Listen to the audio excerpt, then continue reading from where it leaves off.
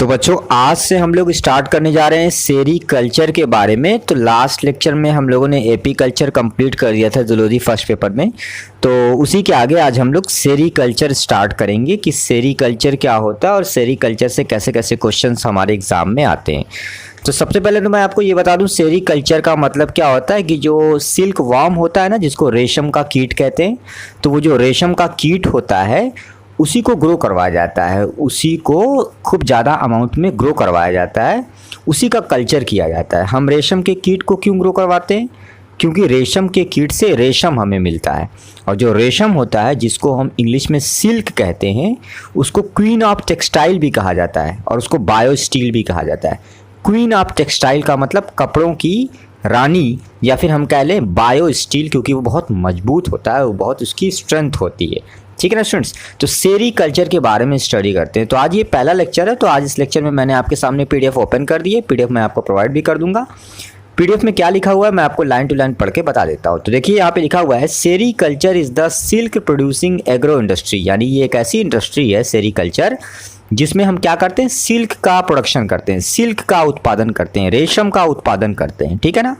India is the second largest silk producing country in the world, यानी पूरी दुनिया में हमारा देश जो है वो सिल्क के उत्पादन में दूसरे स्थान पर है। पहले स्थान पे कौन है? चाइना है। यहाँ पे लिखा हुआ है ना, in the world after China, यानी दुनिया में पहले स्थान पर चाइना है। चीन में सबसे ज़्यादा रेशम का उत्पादन किया जाता है और उसके बाद हमारे देश भारत में रेशम का उत्पादन किया जाता है।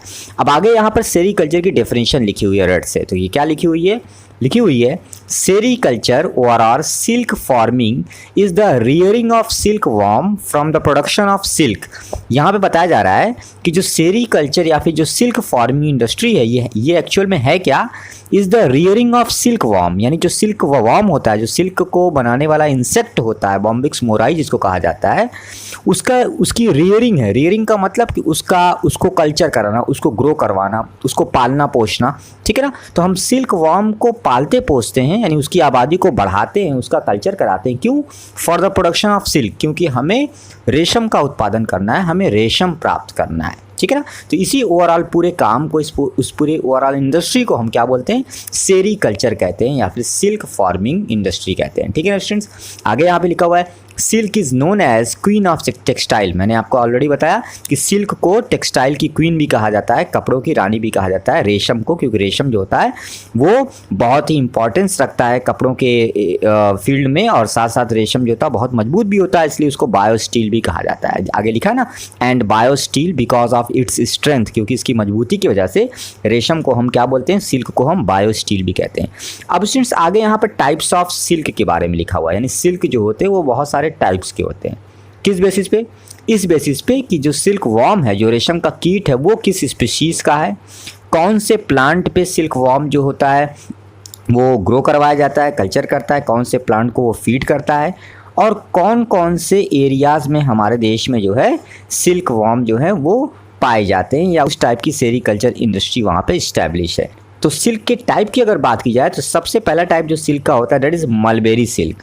मलबेरी सिल्क सबसे इंपॉर्टेंट और सबसे कॉमन सिल्क होता है। ये जो मलबेरी सिल्क होता है ये जिस वॉर्म के थ्रू बनाया जाता है, उस वॉर्म को, उस सिल्क वॉर्म को हम बॉम्बिक्स मोराई कहते हैं। क्या बोलते हैं? Bombyx mori. होस्ट प्लांट जो होता है दैट इज़ मोरस अल्बा या फिर मोरस इंडिका। और डिस्ट्रीब्यूशन की बात की जाए तो यूरोप, चाइना और यूएसए, इन सारे कंट्रीज़ में जो है मलबेरी सिल्क जो है वो बनाया जाता है। सेकंड जो है that is tropical tussar silk. ये जो ट्रॉपिकल टसर सिल्क होता है ये जिस सिल्क वॉर्म के थ्रू बनाया जाता है उसको बोलते हैं एंथीरिया माइलिटा। तो ये एंथीरिया माइलिटा जो सिल्क वॉर्म है इसका होस्ट जो होता है डेट इज अर्जुन। अर्जुन का जो पेड़ होता है और जो साल का पेड़ होता है, इन दोनों पेड़ों पर जो है ये जो सिल्क वॉर्म है ये वहाँ पे कल्चर कराया जाता है।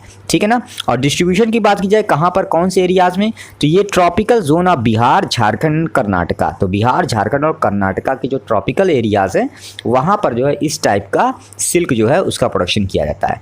थर्ड जो टाइप का सिल्क है that is temperate tussar silk. Temperate tussar silk जो होता है ये जिस सिल्क वॉर्म के थ्रू बनाया जाता है उसको बोलते हैं एंथीरिया प्रोली तो एंथ्रिया प्रोली जो सिल्क वॉर्म है इसका होस्ट प्लांट ओक होता है, ओक का पेड़। तो अगर डिस्ट्रीब्यूशन की बात की जाए तो लिखा हुआ है सब Himalayan region and north eastern region, ठीक है ना स्टूडेंट्स। नेक्स्ट जो फोर्थ टाइप का सिल्क है दैट इज मूगा सिल्क।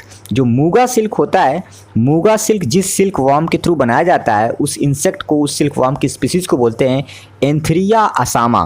तो एंथ्रिया असामा जो सिल्क वॉर्म है इसका होस्ट जो है वो सोम और सोलू नाम के दो तरह के प्लांट होते हैं, सोम और सोलू, ठीक है ना। डिस्ट्रीब्यूशन की बात की जाए तो आगे लिखा है ब्रह्मपुत्रा वैली, यानी ब्रह्मपुत्रा नदी की जो घाटी है वहाँ पर जो है इस प्लांट पर ये सिल्क वॉर्म जो है, और उस सिल्क वॉर्म से हम उस टाइप के सिल्क को बनाते हैं, किसको, मूगा सिल्क को। पांचवा और लास्ट टाइप का जो सिल्क है that is eri silk. Eri silk जो होता है ये जिस सिल्क वॉर्म के थ्रू बनाया जाता है उस सिल्क वॉर्म को बोलते हैं फिलोसेमिया रिसिनी। तो फिलोसेमिया रिसिनी नाम का जो सिल्क वॉर्म है इसका होस्ट होता है कास्टर। कास्टर मतलब रेड़, रेड़ का जो पेड़ होता है कास्टर जिसको कहते हैं, उस पे जो है ये सिल्क वॉर्म ग्रो करता है। डिस्ट्रीब्यूशन की बात की जाए कौन कौन से एरियाज में होता है तो Assam and eastern part of India, यानी भारत में असम राज्य में और साथ साथ जो पूर्वी क्षेत्र हैं भारत के वहाँ पर जो है एरी सिल्क का उत्पादन किया जाता है, और ये जो सिल्क वॉर्म होता है वो इन्हीं क्षेत्रों में पाया जाता है, ठीक है स्टूडेंट्स। तो ये मैंने आपको बता दिया क्या सेरीकल्चर इंडस्ट्री क्या होती है और सिल्क के टाइप्स के बारे में। नेक्स्ट लेक्चर में हम लोग पढ़ेंगे stages of production of silk, यानी सिल्क का उत्पादन कैसे किया जाता है और सिल्क के उत्पादन के कौन कौन से चरण होते हैं, ठीक है ना स्टूडेंट्स। फिलहाल इस लेक्चर में इतना ही। लेक्चर को एक बार आप दोबारा से रिवाइज कर लीजिएगा, फिर भी अगर आपको इस लेक्चर में कोई प्रॉब्लम होती है तो आगे चलकर आप मुझसे लाइव सेशन में पूछ लीजिएगा। Thank you.